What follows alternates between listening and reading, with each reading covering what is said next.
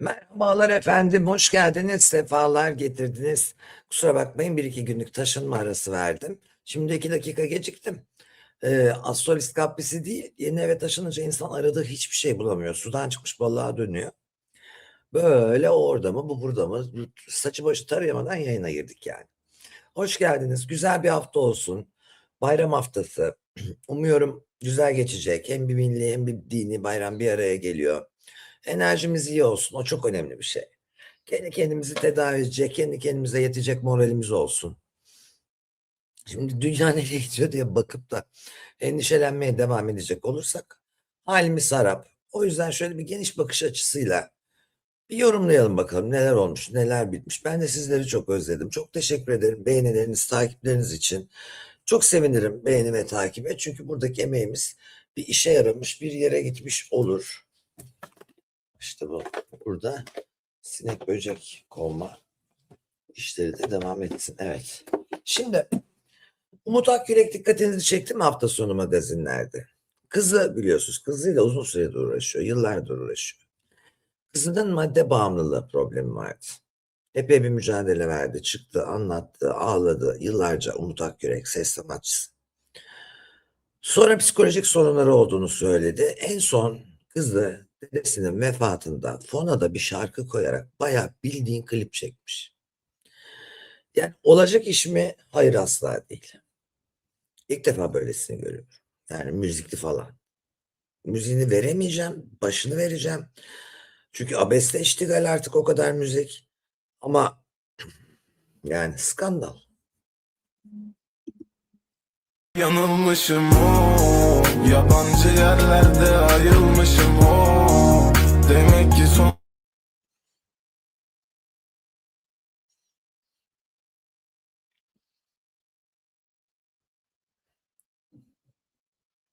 dolu dediklerim hep son deyip yanıl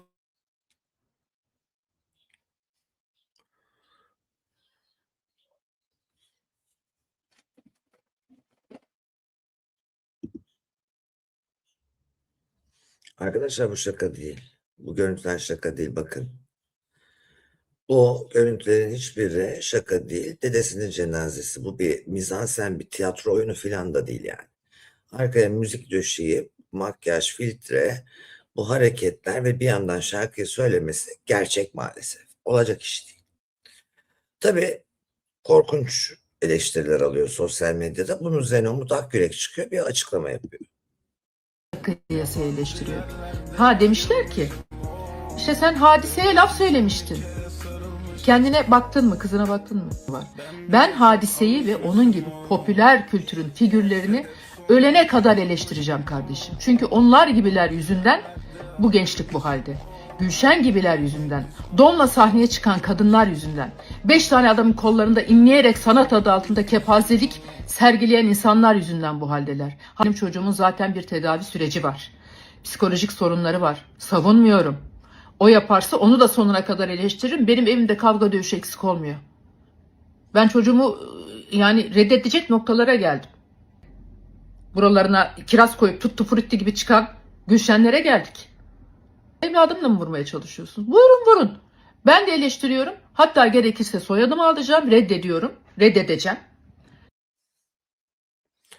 Ya edeceksen et de, yani Umut Akgürek'in de şu yaptı. Bakın Hadise bazı şovlarını en çok ben eleştiriyorumdur. Farkındasınız değil mi? İşte Gülşen'in hani açık giyinip hiç dans etmeden durmasını en çok ben eleştiriyorumdur. Tutti Frutti şovu dediği bizim dönemimizde, işte Show TV'de o dönem. Genç kızlar, kadınların yabancı, İtalyan zannediyorum. Göğüs uçlarını sadece kapatıp çırılçıplak neredeyse tangayla çıkıp program sunduğu kırmızı noktalı programlar vardı ve serbestti. Gece 12'den sonra öyle filmler ve gösteriler bizim dönemimiz acayipti yani. Amerika'da bile öyle şey yoktu. Öyle bir programdır, ona benzetiyor. Tutti Frutti kızlarına benzetiyor. Bak şimdi ne alaka? Ne alaka? Sen kızın madde bağımlılığından yıllarca yakındın, sana zarar verdiğini söyledin, doktor doktor gezdin, ondan sonra iyileştiremedin. Yani şimdi bu evladı reddetmekle problem mi çözmüş oluyorsun? Bu evladı sen doğurdun kardeşim. Sen onun yetişmesinde veya genlerinde veya baba seçiminde sorumlusun. Yani yavrulamakla insan evladı olmak arasında bir fark varsa o da senin o çocuğun yaşadığı ortamı seçişin, eğitimin yerine getirişin ve çocuğun eğer cidden bu hale gelecek kadar akli dengesini yitirdiyse kaç yaşında olursa olsun 30 olsun 40 olsun 50 olsun 60 olsun. Yani şu yaşımda ben akli dengemi yitirirsem hani benim de kocam yok, çocuğum yok. O yüzden ben anam babam sağsa sahip çıkılmayı beklerim, isterim. Ne güzel, ne büyük bir lüks. Yani çocuğun senin yokuş aşağı gidiyorsa yuvarlanarak reddedeceğim ne demek? Yani kendi soyadımı bak ne diyor? Soyadımı alacağım ondan. Güzel kardeşim. Bu soyad meselesi mi? Sen kendi şu an poponu kurtarmaya mı çalışıyorsun yani? Ay bu kız beni rezil ediyor. Bak tabutlara da sarıldı, şarkılar söyledi dedesinin işte cenazesinde. Ben yırtayım buradan, sıyrılayım. Halk beni sevmeyecek. Ya popüler olacağım diye popülerlik kaybediyorsunuz. Bir ana olarak çıkıp oraya Gülşen'in erotikliği, Hadise'nin beş adamın kucağında olması senin kızını tabutlara sarıltıp ağlatıp şarkı söyletip videoya çektirmez. İşte yeme kimseyi. Böyle bir dünya yok. Olmaz böyle bir dünya. Yani o başka, bu başka hikaye. Onları eleştirirsin. Ben de eleştiriyorum. Dans edemedikleri için, açık oldukları için değil ama sadece açıp dans etmedikleri için. Ama yani çocuğunun ciddi artık hani enstitülük yani bu normal evde tedavilik falan da değil. Ciddi bir şekilde ilerlemiş rahatsızlığını milletin dansına, şovuna bağlama derim ben. Yaptığını yakıştıramadım. Yani ha çocuk iyiyse iyi çocuk. Bravo Ludonix ya ne kadar güzel söyledin. Kızını eleştirdi, normal olmadığını söyledi. Özlem de bunun için ne yaptı? Soyadını alacak. Yetiyor mu? Hayır. Daha çok sahip çık arkadaşım. Çocuk şimdi Oxford'a bursla girip bitirseydi ne olacaktı? Ne yapacaktın? Evladım benim. Ah soyadımı oh, oh, oh yapacaktın. Bu çocuk babasız büyüdüyse senin suçun. Babası kötü bir baba figürü ise senin suçun. Sen iyi bir anne olamadıysan senin suçun. Çocuğun genetiğinde eğer onu şu hastalıklara yani hangisi ise ruh ve sinir hastalığı sürükleyen bir şey varsa ki ruh hastalıklarının bir kısmı genetik senin suçun. Her şey senin suçun bu çocuğun bu hale gelmesinde. Ve çocuğu soyadımı alacağım. Niye? Reşit oldu diye. Böyle bir dünya yok. Biz bu dünyayı yanlış biliyoruz. Hep ebeveynlerimize yaranmaya çalışarak yaşıyoruz. Hayatımız öyle geçiyor. Onay duygusu ve yaranma duygusu. Ama bizi dünyaya getirmeyi seçen insanların da elini taşın altına koyup bir kendilerine dönüp ben nerede yanlış yaptım demesi gerekiyor. Bunu ne Hadise'nin kıçı ne Gülşen'in püsküllü kıyafetiyle ilgisi yok senin kızın durumunun. Çok ağır bir vaka. Gerçekten incelenmesi hemen kapatılıp tedavi altına alınması gerekiyor. Bunu izleyen her türlü bence psikolojiyle ilgilenen psikiyatr, psikolog, her doktor da böyle söyleyecektir yani. Tut götür kardeşim, ayıptır. Şimdi büyük bir dostluk yıkıldı. Nazan Öncel'i tanırsınız. Tanımayanlar için Nazan Öncel nevi şahsına münhasır bir şarkıcıdır. Erkekler de yanar hem de nasıl yanar. Ne yapacağız şimdi? Aha yatacağız şimdi. Aha şarkısıyla akıllara kazınmıştır. Enteresan. Hafif Aysel Gürelimsi, hafif Sezenimsi falan da bir tarzı vardır. Sezen Aksu'nun da çok yakın arkadaş. Çok da öyle hani şey gibi fabrika gibi şarkı çıkaran bir sanatçı değil.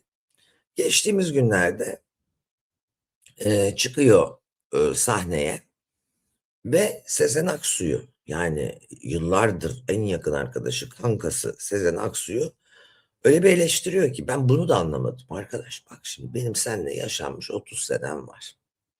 Dost olarak. Çıktım sahneye. Ali kim? Veli kim? Mehmet kim? Orada 3-5 tane magazin muhabiri ya da biz kimiz? Yani herhangi birini eleştir, herhangi biriyle ayrılığından eğlenceli bir espri anlatacaksan kocanla ayrılmaktan anlat. Arkadaşına bir anını anlat ama kişisel problemleri, dost kalmadığını, dostluğunun bittiğini sahneden duyurmayı anlamıyorum ya ben. Ya insanların geçmişte yediklerine, içtikleri bence şöyle bir şey var. Kadın erkek veya insan ilişkisinde. Beraber içilmiş, paylaşılmış bir bardak suyun bile hatırı var. Oturup bir düşüneceksin. Şimdi ben bunu hiç konuyla ilgilenmeyen, yarın unutacak olan, umursamayan, sadece magazin malzemesi yapacak ya da gördüm mü küsmüşler deyip sevinecek olan insanlarla niye paylaşayım ya? Yemişiz, içmişiz, yaşamışız, çalışmışız, dostluk demişiz buna ya. Evet, yeni düet yaptılar. Buyurun. Sahteymiş, onu anladım da yakın bir geçmişte Erkekler de Yanar'ı söyledik. Biliyorsunuz bir düet yaptık. Kanlıca'yı da gördük. Hani insanlar ya olduğu gibi görünmeli. Yani burada Kanlıca Sezen Aksu'nun yalısının olduğu yer. Sezen Aksu'nun Kanlıcası niye önemli? Sezen Aksu şürekasını, hani İngilizce'de entourage denilen, etrafındaki işte yakın müzisyen dostlarını, eşini, dostunu çağırıp sürekli orada toplayıp 7/24 kapılarını, dostlarını açıp orada onlarla şevk ve meşk içinde olduğu için hani Kanlıca diyorlar onun yalısına ve orada yapılan işte şeylere. Biz Kanlıca'yı da gördük diyor. İnsan ya göründüğü gibi olmalı ya da olduğu gibi görünmeli diyecekken işte burada kesiliyor video. Daha yeni düet yaptık ama dostluğumuz bitti diyor şimdi. Neden bitti? Kim haklı? Falan. Bunlar ince ayar. Sana ne bana ne. Ama benim bildiğim bir tek şey var ki ciddi bir dostluğun arkasından, uzun bir evliliğin arkasından sebepsiz yere sana sorulmadan oturursun. Ya bir sohbet programına ciddi bir soru gelir. Fatih Altaylı'yla pazar günü oturursun konuk olarak. Sorar, siz yıllarca dostluğunuz ne oldu? Anlat. Bir programa tek konuk gidersin. Sorulur. Anlat. Sahneden dostluğunun bittiğini ispiyonlamak. Ya olduğun gibi görün ya göründüğün gibi ol. Kanlıca'yı da gördük. Ha ha ha falan deyip. Ya bu arada ben Sezen Aksu'ya Türkiye'de hani çok hayranı vardır. Hepimizin de bir Sezen Aksu'su şarkısı vardır. Benimki Salla Gülmemeler Çağlasın yani. Benim duygu durumum o. Çünkü ben sevmem öyle ağlak şarkı. Çok ama Sezen'i seviyoruz. Bir de Koca Kıçlı var bak. Çok bence az dinlenilmiş bir şarkı. Duymadıysanız Koca Kıçlı'yı Sezen Aksu'dan dinleyin. Müthiş eğlenceli bir şarkı. Neyse, niçin ispiyonluyorsunuz birbirinizi sahneden? Yani bir şeyi, şunu bilin ki, yani siz de bilin, hepimiz bilelim. Bir ilişki, arkadaşlık, dostluk böyle bir şeyin ardından kim çıkıp konuşursa halk ona hak vermez, suçlu gözüyle bakar. Çünkü yapılan hareket çirkindir. Yani ayağa kalkıp ben küstüm. Yapılan hareket çirkindir. Konuşmamak gerekir yani. Bu arada yoksa kim küsmüş, kim barışmış, gelmişsiniz 70 yaşına, 40 yıllık dostsunuz. Öyleymiş. Böyle ya bir olgunluk ya bir. Edep yahu demiş ya Mevlana. Edep yahu. Peki şimdi Ömrüm dizisi diyorum onu, Yeraltı. 2 tane şarkı var. Epyo harika yapmış. Bir Yeraltı, o zaten olağanüstü bir parça olmuş dizinin müziği. Bir de Ömrüm diye bir şarkısı var. İkisi de çok güzel. Ömrüm şarkısının içerisinde hatta Uraz Kaygılaroğlu'nun geçiyor. Ömrüm deyişi geçiyor. Ama dikkat ettim dizide. Amcam mı falan. O yani dostum onu arada diyor. Sadece ömrüm demiyor. Birkaç şey öyle vurgu yapıyor. Hoşumuza da gitti. Çünkü o karaktere cuk oturmuş. Bazen böyle dizilerde, çünkü iyi oyuncu Uraz ve iyi oyuncuların oynadığı karakterlerde sana replik yazıldığında işte şurada mesela bence bunca yıllık dostluk sahteymiş. Çok erken anlamış. Atıyorum bu bir replik, ben bunu söyleyeceğim diyelim. Ah be arkadaş, bunca yıllık dostluk sahteymiş. Çok geç anlamış deyip başına ah be arkadaş ekleyebilirim mesela. Yani oyuncular böyle şeyler ekleyebiliyor, çıkarabiliyor. Çünkü neden bir persona, bir karakter oluşturuyorlar ya dizide. Şu karakterde oynayacağım Ayşe nasıl biri? İşte güzel, cinsel, şöyle, böyle, tamam, ya da ne bileyim tam tersi, cadı, kaynana, şudur, budur, o nasıl konuşur böyle. Benzer ona kaynana hayatımda kim var? İlk kaynanam. En sık neyi söyler orada? Şu lafı falan deyip kendine bir kişilik oluşturur oyuncular. Benim merak ettiğim Uraz mı buldu bu ömrüm amcam demeyi, yoksa senaristler falanın kafasından mı geçti? Çok enteresan şeyler olabilir yani. Mesela yıllardır akademi ödülleri olarak verilen Oscar ödülleri, Oscar heykelciğini yapan kişinin kızı görüyor. Baba diyor, bu yaptığın heykel benim Oscar amcama benzemiş dediği için yıllardır Oscar ödülleri diye verilir. Oscar'la ilgisi olmayan akademi ödülleridir o tören. Yani hani o laf oraya kim soktu bilmiyoruz ama oyuncular sette birbirine ömrüm diye hitap ediyormuş. Çok hoşuma gitti. En azından bizi oyuncular olarak beklentimizi karşıladı. Hatta daha da üstüne çıktı. Bu kadar seveceğini tahmin ediyor musunuz? Ya biz tabii ki oyuncular olarak buna çok karar veremiyoruz sanırım. Biz sadece proje bize ne kadar uygun, karakter bize ne kadar uygun. Yani en azından kendi açımdan ben biraz bunlara bakıyorum. Ama dizi yayınlandığı günden itibaren karşılığını görmeye başladık biz ve şimdi de görüyoruz ki ödül törenlerinde de karşılık oluyor ve işte üniversitede arkadaşlarımız başka yerlerden de ödüller geliyor. En azından bizi heyecanlandırdığı kadar onların da heyecanlandığını görmek çok keyifli. Aradan sonra tatil planı var mı? Vallahi yaz demek tatil demek. Biz de tatilimizi yapacağız, dinleneceğiz. Yeni sezona daha enerjik, dinamik geleceğiz. Özellikle ömrüm repliği çok ilgi görüyor sosyal medyada. Yani çok tatlı bir etkisi oldu insanlar üzerinde. Bizim için de öyle. Biz sette hepimiz birbirimize ne haber ömrüm, iyi misin ömrüm sürekli böyle geziyoruz ve komik bir olaya dönüştü bizim adımıza. Çok keyifliyiz ya, keyifli geçiyoruz. Arkadaş şimdi bu oğlan çok yakışıklı bir kere. Oyunculuğu da iyi. Uluslararası olacak yeni bir Can Yaman düzeyinde bir çocuk bence. Vücudu da güzel. Bu yüz hatları ince ve zarif. Bence hoş bir çocuk ve başaracak. Eğer kendine bir dil öğrenip falan bir şey yaparsa bizim oyuncular da Oscar'lık yani. Fakat maalesef her zaman olduğu gibi kızlarımız yapay. Diziyi izliyorum. Ya olacak iş değil. Yatağa yatıyorlar, adamı öpüyorlar. Bir karış makyaj. O dudaklar köfte. O gözlerde eyeliner gitmiş buralara kadar. Kirpikler, allık böyle çizilmiş. Adamla öpüşecek, adamın orasında burasında pudrası tozu bilmem nesi kalıyor. Evin içinde, bunu hep söylüyorum, aynı lafı tekrar ediyorum diye düşünmeyin. Bugün de 10. bölümü seyrediyorum. Arada açıyorum öyle. Uraz'ı seyretmek için açıyorum. Ya kasıktan yırtmaç yapmış, evde amcasını karşılıyor. Sen Türkiye'nin en büyük mafya babasının karısı olacaksın. Babanın amca gilleri gelecek eve. Onlar da mafyos. Sen kasıktan yırtmaç güpegündüz giyeceksin kardeşim.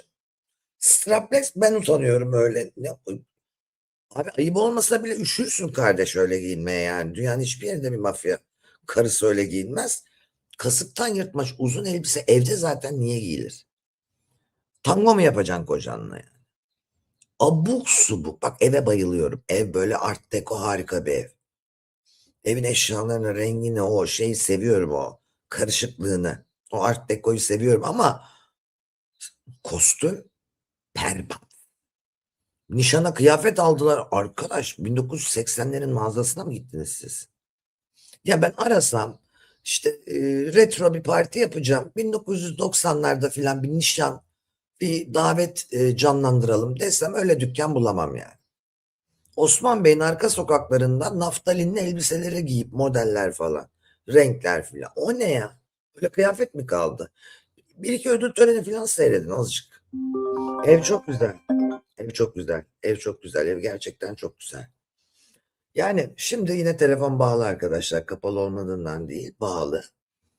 Şimdi bütün evler güzel orada ve şehrin ortasında. İnanılmaz güzel. Şehrin ortasında ve çok güzel bir ev.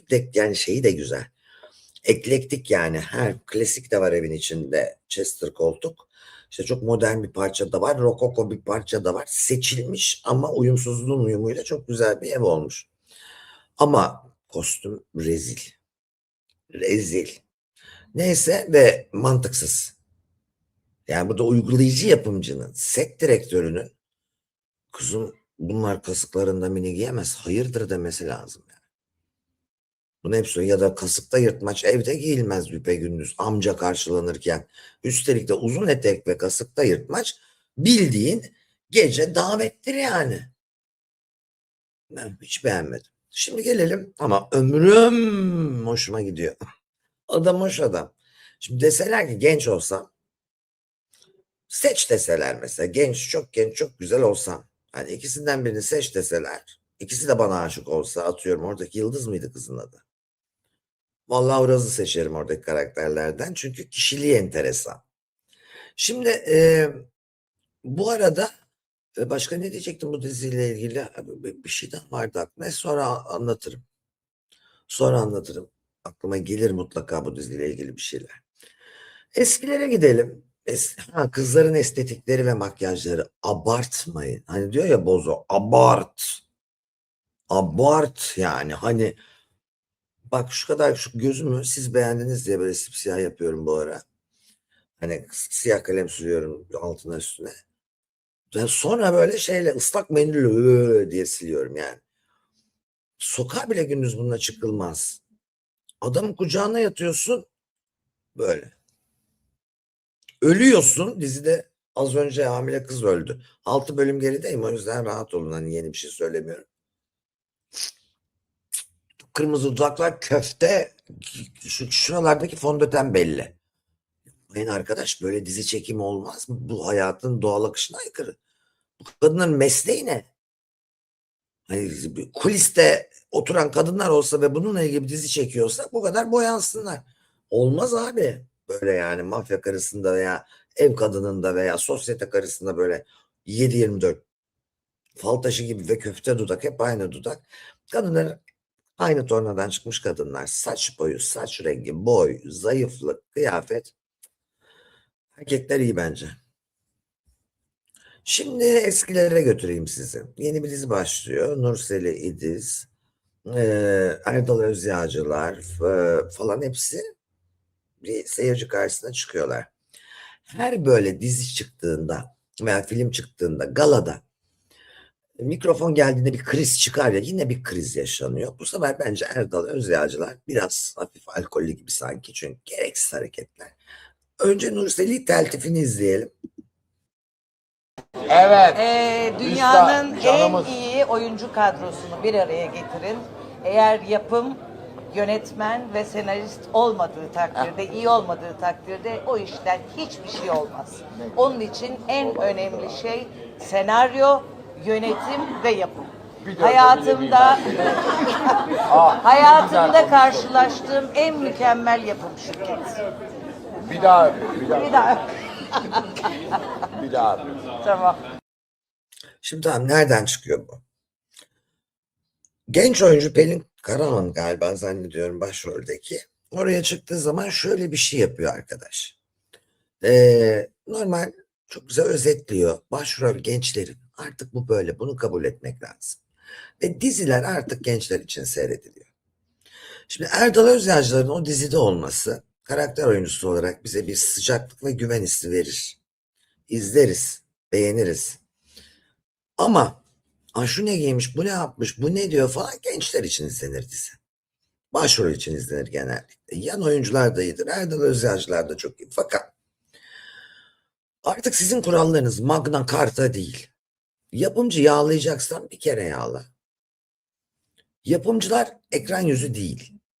Galaya neden başrol oyuncuları çağrılır ve onlar konuşturulur? Çünkü yapımcı konuşamaz, geride kalmayı tercih eder. Yapımcı parayı kazanır, yer. Yapımcı işverendir. Elbette Oscar ödülü de aldığında yapımcıma ve senaristime çok teşekkür ediyorum. Tüm ekip arkadaşlarıma, ışıkçımdan kameramanıma kadar dersin tabii. Herhalde yani. Şimdi yapımcı ve senaryo çok önemli. Bunu bilmeyen var mı? Şimdi Angelina Jolie atıyorum anne. Dünyanın en güzel kadını dendiği için söylüyorum. Ben öyle bulduğum için değil. En güzel kadın deniyor değil mi? Ortalama bir film süresi 105 dakika mı? 105 dakika Angelina Jolie bir sağ dursun bir sol. Senaryo yok bir şey yok. Ne kadar seyredilir? Hülya Avşar kendine bir film çekmişti. Üstelik evde her türlü haliyle çekmişti. Selfie filmi. Seyredilmedi. 3 kişi 30 kişi gitti filme. Koca Türkiye'de 30 kişi izledi yani. Düşünün. içerik yoksa, nitelik yoksa yani nicelik de olmaz o işte. Bunu hepimiz biliyoruz ama şimdi şurada Pelin Karahan'a ne diyelim yani? Pelin Karahan'a ne diyelim? Gayet güzel konuştu kız.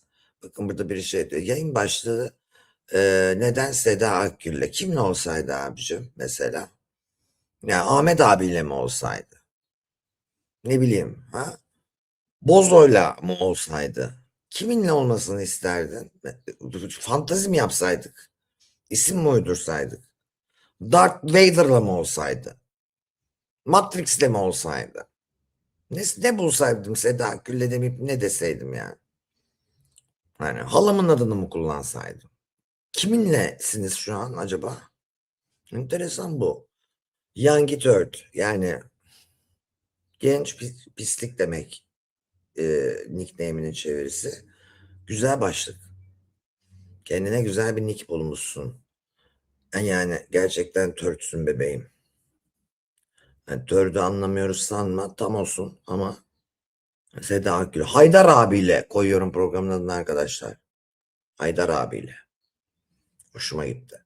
Ha, bundan önce bakın şurada niye müdahale ediyorsunuz kıza? Yani bu galalarda oyuncuların egolarının o onu dürttü, bunu dürttü, o konuştu, ben birinciyim, o ikinci falan. Ama var arkadaş ondan sonra da diyorlar ki gerginsiniz. Gergin değilim. İncindim ben. İncindim. Gergin değilim. Değilim arkadaş. Hoşuma gidiyor arada böyle yapıştırmak laf. Yani kendi adı genç pislik olan bildiğiniz büyük pislik olan biri geldiğinde ona laf yapıştırmak hoşuma gidiyor. Yani ne var? Bu da bizim lüksümüz olsun. Verelim efendim. Haydar abiyle yorumlara hoş geldiniz arkadaşlar. Kuddusi ile masallar vardı biliyor musun? Bu gitsin ona. Kuddusi ile magazin yorumlarına hoş geldiniz. Kuddusi ile masalları bilen bilir. Bir şey yapsanıza. Ay Esra'cığım sen ağzından öpeyim ya. Gergin değilsiniz millet dengesiz diyor. Hakikaten öyle. Bir şey söyleyeceğim. Kuddusi ile masallar diye bir girin. Yani Kuddusi ile magazin haberleri okurum bak ona göre. Önder Açıkbaş'a da selam olsun çok şekerdir. Şimdi verelim bakalım burada o yapımcıyı yağlamadan önceki ilk hareket. Kısa zamanda kalacak. Bizim çekerken öyle oldu çünkü. Bütün ekip arkadaşlarıma, hocama, yapımcıma, senaristimize çok teşekkür ediyorum ve hayırlı uğurlu olsun diyorum. Erdal Bey. Kısaca özetledi. Evet. Bizim söyleyeceği şey Siz alın Erdal Bey. Beni almayın. Çünkü şu hiç beni almayın. Burada Elkin Hanım var. Yapımcımız. Çok özel de bir insan. Lütfen alabilir miyiz? Hayır, lütfen. Buyurun. Lütfen buyurun lütfen. Bir sıralama, hiyerarşik bir sıralama olamaz. Yapımcıdır, yönetmendir. Yönetmenimizi de Bu alalım. hiyerarşik yapıyı bozmayalım. Tamam. Ben işte elbiselerini oynuyorum. Onu yapmayalım. Hepinize çok teşekkür ediyorum. Evet bu yaşlı siniri demiş Mizgin. Bence acayip doğru söylüyorsun. Burada abi nesin sen yani? Arkaları ikileyelim. Önlere doğru ilerleyelim. Kızım sen arkaya geç hadi konuş. Hadi sen öne. Ne yapıyorsun? Yer gösterici misin sinemada? Yoksa oranın oyuncusu musun? Sana ne? Şu dinozor Magna Carta'sı diye bir şey var şu ülkede ya.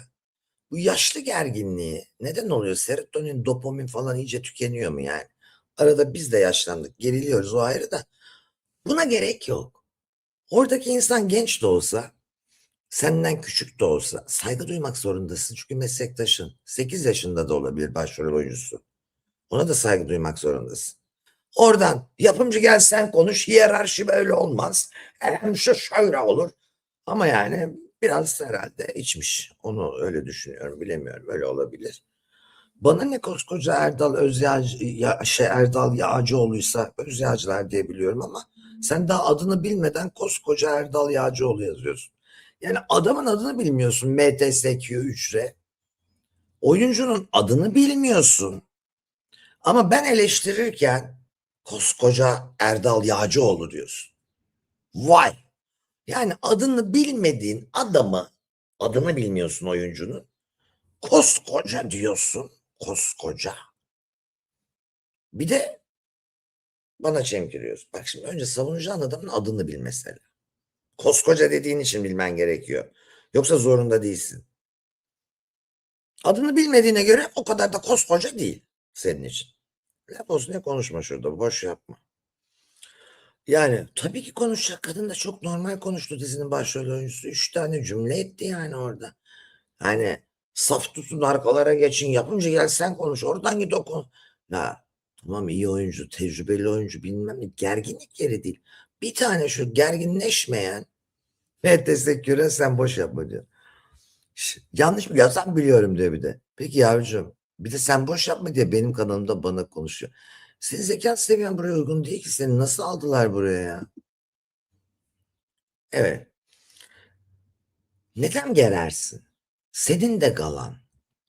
Evet, yani bak, bu sektörün şöyle bir yanı var arkadaşlar. Maalesef insanlar yaşlandığını, eski ben olmadığını, eski sen olmadığını kabullenmekte zorluk çekiyor. Ya başrolden düşüyor, ya formdan düşüyor, ya eski ilgiyi görmüyor. Orada senin yanında zamanında figüranlık yapmış adamlar, star olmuş, gelmiş, kameramanlar onlar peşinden koşarken sen de bir içinde ufak bir cız geçiyor. Oluyor arkadaş. Oluyor yani. Ay Yoncacığım, ağzını öpeyim. Ünlüler konuşmasa da gözümüzden düşmeseler diyorsun. Yani ayıp ediyor. Bak yani kaba, yani gerek yok germeye ya. Güzel, mesela senin nişanın diye farz et. Çalışmışsın, filmin başrol oyuncususun. Senin için çok özel bir gün. O galaya hazırlanmışsın. Niye geresin yani? Niye güzel, ne tatlı, heyecanla bekliyoruz. Erdal Özyağcılar'ı özledik. Ben Nursel Ediz'i de çok beğenirim. Profesör kızı, son derece akıllı, hoş bir kadındır yani. Hani bir o eski yüzleri görelim. Bakın, bir araştırma yapılmış. Dizilerde kullanılan sıcak renkler ve tanıdık yüzler insanda aile ve güvende hissi uyandırıyormuş. O yüzden de tercih ediliyorlarmış. Bu çok güzel bir şey. Bakın. Kısa zamanda kalacak. Bizim çekerken öyle oldu çünkü. Bütün ekip arkadaşlarıma, hocama, yapımcıma, senaristimize çok teşekkür ediyorum ve hayırlı uğurlu olsun diyorum. Erdal Bey. Kısaca özetledi. Evet, çok Hepimizin söyleyeceği şey yok. Hepimizin söyleyeceği şey kısaca özetledim diyor. Yani bir gencin herhalde önde olması kaldırılamadı burada diye düşünüyorum. Yasemin Sakallıoğlu'ya diziler sorulmuş. Ay, özür dilerim, diziler diyorum. Gündüz programları sorulmuş. Enteresan. O biliyorsunuz Rütük gündüz programlarıyla güya kaldıracak. Kaldıracak. Bir günde TRT spikeri, ben hayvan seviyorum, ben patili annesiyim. İşte hayvanları sevenler de önemlidir. Hayvan sevmek de bir evlat sahibi olmak gibidir diyorken efendim, özür dilerim, pahalı ve anlaşılma hayret bir şey. Bunu diyorlarken, bir günde bunu diyorlarken, atıyorlarken bunu dedi diye işten, nasıl oluyor da kaldıracağız. ATV'nin programları bir 10 yıldır kalkmıyor. Ben bunu anlamıyorum. Ama Yasemin Sakallıoğlu, eski dizilerden ben ne izliyorum biliyor musunuz? İnanmayacaksınız. Tatlı Hayat'ı izliyorum. İzliyorum demiş. Paramparça izliyorum demiş de bir takipçim. Tatlı Hayat o kadar hoşuma gidiyor ki. O kadar hoşuma gidiyor ki. Yani güldürüyor. Çok modern. Halen modern geliyor. Türkan Şoray o kadar güzel ki. Türkan Şoray o dizinin, yani 20 sene önce falan, o dizi 20-25 sene önce, 60 yaş civarlarında orada. 60 yaş civarlarında. Ve o kadar şeker ki. Yani ben bayılıyorum. Haluk Bilginer nasıl iyi bir oyuncu. Biraz bana Bozo'nun şu anki halini hatırlatıyor. Çok eğlenceli bir tip. Mutlaka izleyin Tatlı Hayatı. Bak Melih'i hatırlıyor. Asuman Dabak. Orada o çılgın komşu. Neco bile süper. Koskoca Çolpan İlhan. Bak, süper isimler var. Ben çok eğlendiğim bir dizi yani. Ve huzur veren diziler izliyorum. Yani Sıcak Işık. Yani floresan mesela normal ortamda da insanın psikolojisini bozar. Evde varsa kullanmayın floresan, beyaz ışığı. Sıcak ışık, sıcak renkler ve tanıdık yüzler insanlara, hani özellikle yalnızsan veya zaten bir şey izlerken yapayalnızsın değil mi? Kendinle baş başasın, yanında birileri de olsa. Sıcaklık ve güvende olma hissi veriyormuş. O yüzden bağlayıcı oluyormuş. Bunu Türkiye'de ilk kullananlardan biri Asmalı Konak. Bu tekniği ilk kullananlardan biri Asmalı Konak. Haberiniz olsun diye söyledim efendim. Yayın var hayatım Esin'cim. 2-3 gün taşınma. Süper Baba videoları şeyi çok severdim. Şehnaz Tango diye bir dizi vardı. Eren Kutman'ın. Hatırlar mısınız? 2 kızı olan dul bir anne. Ona bayılırdım. Bizimkiler ne kadar şirin. Ya ne bileyim güzel günlere götürdüğü için belki. Neyse bir türlü kaldırılamayan gündüz kuşağı programları herhalde biz ölünce kaldırılacak. İçin Yasemin Sakallıoğlu olumlu konuşmuş. Topluma kötü örnek oluyor mu yoksa topluma ayna mı tutuyor? Şimdi bir dakika, orada olmayan bir şey anlatılmıyor mu biliyorsun ki? Orada da var olan bir şeyi zaten aktarıyorlar ya. O aktardığı şey, o kötüyü örnek alıyorsa bir insan, zaten o kötüye meyillidir ya. Dünyada bir sürü iyi şeyler var. Onları niye izlediğimizde etkilenmiyoruz? Onları da izleyip etkilenelim o zaman. Teknik Gelse Sabah Kuşağı programı sunar mısın? Sunamam kuzum ben. Ben her sabah bir kere kalkamam. Her sabah bu kadar travma için uyanamam ben. Anlatabiliyor muyum? Ben sabah kalkıp spor yapmıyorum. Yani orada biri birine kaçmış. Bunu anlatmak için sabah köründe kalkamam yani. Kapatıyla başka bir yere gidiyor. Hayır kalkamam yani. Anlatabiliyor muyum? O yüzden bu programları sunmak da kolay değil. Bir de bu kadar mı herkes birbirine kaçar? Bir durun da yok. Ya şimdi mesela burada kötü örnek olmaz diyor. Yani elbette bakın çocuk yetiştirmek de böyle. Psikolojiden biraz anlayan insanlar hak verecektir. Bu komşu bu komşuya kaçmış. Ben de kaçayım. Benim komşum kim? Ali Bey olsun çirkin mirkin. Kel göbekli ama ben ona koşayım diye televizyonda gördüğüm için komşuya kaçmam tabii ki. Yani böyle bir dünya yok. Ama televizyonda bunu sürekli görüyor olmak bu olayları normalleştiriyor. Şimdi sen evdesin, çocuksun, kapıdan anan giriyor, baban giriyor, anneni öpüyor her geldiğinde yanağında. Sen ileride kocanı öpersin veya kocanın seni öpmesini beklersin. Bu sana normal gelir, lüks gelmez. Sen eğer kapıdan babanın tek başına girdiği, sofraya adamın beklenmediği, alakasız, ilgisiz, muhabbetsiz bir ailenin çocuğuysan, kocan eve gelip karıcığım deyip seni yanağından öperse şaşırırsın, lüks gelir veya bunu görmediğin için adama yapamazsın. Yani normalleştirmek duygusu böyle bir şey. Farkında olmadan çoluğun çocuğun olduğu saatlerde bu kadar saçma, sapan, uyarısız, yazısız. Bakın Müge Anlı'nın da Esra Erol'un da diğerlerinin de içeriği artı 42 bak 18 falan değil yani. Benim orada dönen işlere kafam 40'ımdan sonra bastı. Halen de anlamadığım var ama anlamsız ve gereksiz. Efendim İrem Derici ile Burcu Güneş arasında bir dava açıldı. Burcu Hanım kibarlıkla cevap verdi. Aslında İrem Derici geri adım atmıştı. Habire hakaret davasına para vermekten yoruldum diye ama olmadı. Bu sefer dönüş yapamadı.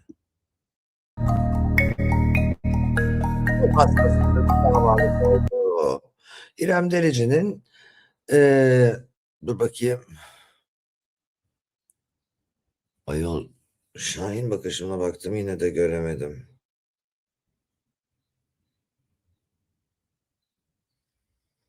Hemen söyleyeceğim size. Bakayım şurada. Büyüteceğim yazıyı. İrem Derici'nin şok eden ruh hastası çıkışında sessiz kalmayan Burcu Güneş büyük ızdırap çektim diyerek jet hızında 250 bin liralık dev bir tazminat davası açtı. Şimdi bazı laflar teşekkür ediyoruz hoş geldin. Ay Romalı Beriancığım hoş geldin yavrum sen üye değil miydin zaten? Bazı laflar, bazı hareketler, bazı hakaretler cevabı gerektirir. Basit bir cevap verirsin, açıklama yaparsın, inkar edersin vs. Bazı hareketler de cezayı gerektirir. O kadar ağırdır ki ve Sen onun seviyesine düşmek istemezsin. Burada İrem Derici için konuşmuyorum. Benim de başıma gelmişliği var. Hepinizin başına gelmişliği vardır. Hangi buton hayatım beceremiyorum Romalıcım ya. Maddi destek mi olamıyorsun? Onu öğreneyim ben. Ne yaptılar? Süperler müperler oluyordu. Ay ne tatlısın Romalıcım. Ha evet doğru değil mi? Böyle para atarak insanları motive ediyorlar bu yayında. Unuttum öyle şeyleri. Çünkü bizim ülkemizde %20'sini de devlet alıyor. %2'sini Google alıyor. Yüzde bilmem kaçı bilmem ne. Yani hakikaten acıklı bana sponsor olun. Ruj markanıza, saç markanıza, kahve çayınıza sponsor olalım. Neyse yok barışmadılar. Ruh hastası sözü yine davalık efendim. Çok acı çektim demiş. Sadece ruh hastasına acı çektiyse yine şanslı. Yani bu kadar ufak bir şeyden incinmesin. Ben öyle diyeyim yani incinmesin. Romalı 11'de her gün burada olacağım. Taşınma arası vermiştim. Hepinizi bekliyorum bu arada. Bunu da söyleyeyim. Çok enteresan bir olay. Aydilge diye bir şarkıcı var. Hepiniz tanımazsınız. Ben de çok iyi bilmem yani. Dinlediğim bir şarkıcı değil. Kocasına kadınlar erotik mesaj atıyormuş. Çıplak mesajlar falan atıyorlarmış. O da çıkmış oraya halka sesleniş gibi bir video çekmiş. Ey kocama çıplak erotik mesaj atan kadınlar, siz sosyolojik, pedagojik, ideolojik, ojik ne varsa şöylesiniz de böylesiniz diye sanki ulusa sesleniyor. Arkadaşım şöyle basit konuşsana. Bana bakın kadınlar, azmayın, evli erkeklerle uğraşmayın. Kendinize hani güzelliğinizi veya şeyinizi benimle rekabet ederek onaylatmaya çalışmayın. Kocamdan uzak durun desene. Bayağı bir bakanlık kuracak açıklama yapmış yani. Verelim. Erkeğin gizli kaçama veya anlık şehvetinin özdesi olmak gerçekten sizin başarı tanımınız mı? Bugün bazı kadınların sevgili eşime attığı cinsel içerikli mesajlarla ilgili dertleşmek istiyorum sizinle biraz. Daha önce de olmuştu, hala da oluyor. Bunu anlatırken niyetim bir ifşa yaratmak değil çünkü eşim ve ben bunları kişisel anlamda önemsemiyoruz ama günümüz dünyasının içine boşalttığı kadınlık onuru ile ilgili birkaç şey söylemek istiyorum. Evli bir adama cinsel içerikli fotoğraflar ya da davetler göndermeyi, özgürlük veya cesaret veya özgüven sanan hemcinslerimin gerçeği görmesini diliyorum. Kendi değerini bir başkasının eşinin beğenisine indirgemek, özgürlük ve cesaret değil, aksine özgüvensizlik ve tutsaklıktır. Bu ne demek biliyor musunuz? Benim kendi başıma bir değerim yok, ancak bir erkeğin yasak ilgisiyle kendimi önemli hissedebiliyorum demektir. Başka bir kadının yuvasına sızmaya çalışarak kazanacağını sananlara sormak istiyorum. Bir erkeğin gizli kaçama veya anlık şehvetinin özdesi olmak gerçekten sizin başarı tanımınız mı? Yani şöyle bir şey söyleyeceğim. Aydilge çok kalitelidir yazmış. Aydilge çok kalitesiz, ağır da varoş, süper de bilgisiz konuştu mu dedik ya. Hatta aşırı kaliteli konuştu dedim. Yani böyle ulusa seslenmiş. Hani bakanlık derecesinde diplomatik diyor. Kızım anlamazlar Aydilge öyle demeyeceksin. Böyle konuşmayacaksın bunlarla. Bana bak kız. Oraya gelir senin saçını başını yolarım. Bir daha kocama oranı buranı açıp resim attığını görürsem. Dilan Polat bari. Ben seni alırım mahkemeye veririm. Bir de rezil ederim. Aklını başına devşir.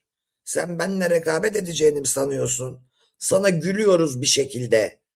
Falan gibi konuşacak. Senin bu söylediğinden kocana çıplak resim atan kadın anlar mı? O kalite anlar mı? Hayatta anlamaz. Tabii ki üzülmüş. Yani bir de şimdi şöyle bir şey var. Biz Türk kadını olarak şöyleyiz. Kocamı çıplak kadın erotik. Bir de mesaj da demiyor. Mesajlar diyor. Yani bir sürü kadından geliyor demeyse ki. Bir erkeğe birçok kadın da çıplak mesaj atıyorsa bak kadınlar diyor.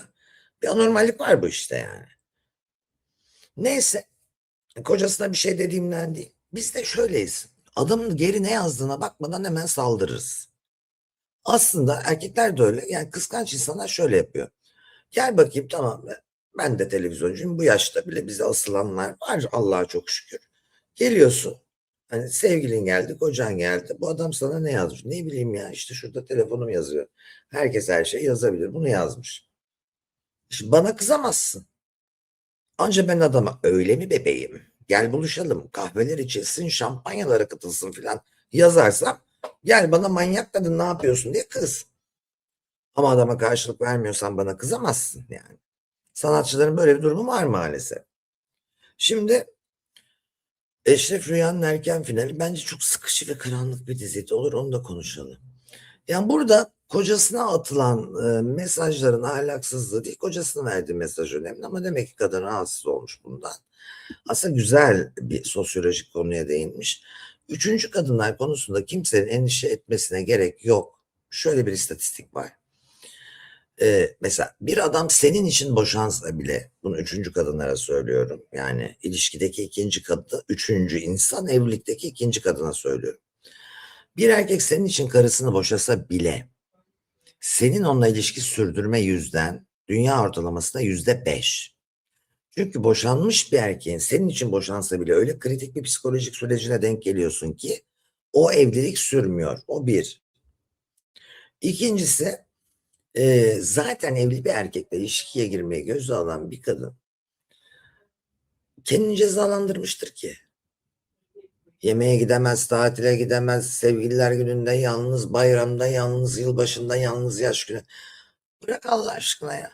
Herkes kendi kendini cezalandırsın. Sen de üzme kendini. Gül geç. Gerçekten incinmiş ama. O da incinmiş yani üzülmüş. Efendim. Şimdi şöyle bir şey yapalım. Bir konu daha vardı ama konuştum bugün özlemişim sizlere. Aslında dün verdiğimiz bir konuydu. Çok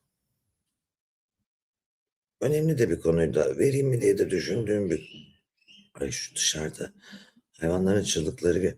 John Travolta yıllar sonra ekranlara yansıdı arkadaşlar. John Travolta'yı bilir misiniz? Bugün hep nostalji yaptık ya oradan söyleyeyim.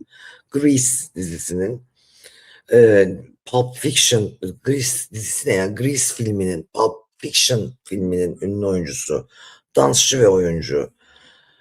Bu şey gibi, Tom Cruise gibi Scientology tarikatı üyesi. Hani garip bir tarikat var ya öyle Hollywood yıldızlarının, Epstein bilmem nelerinin filan takıldığı bir tarikat. Adamın 72 yaşında görenler gözlerine inanamamış. Çünkü herkes 30 yaşında gösterdiğini düşünmüş. Bakalım siz ne düşüneceksiniz?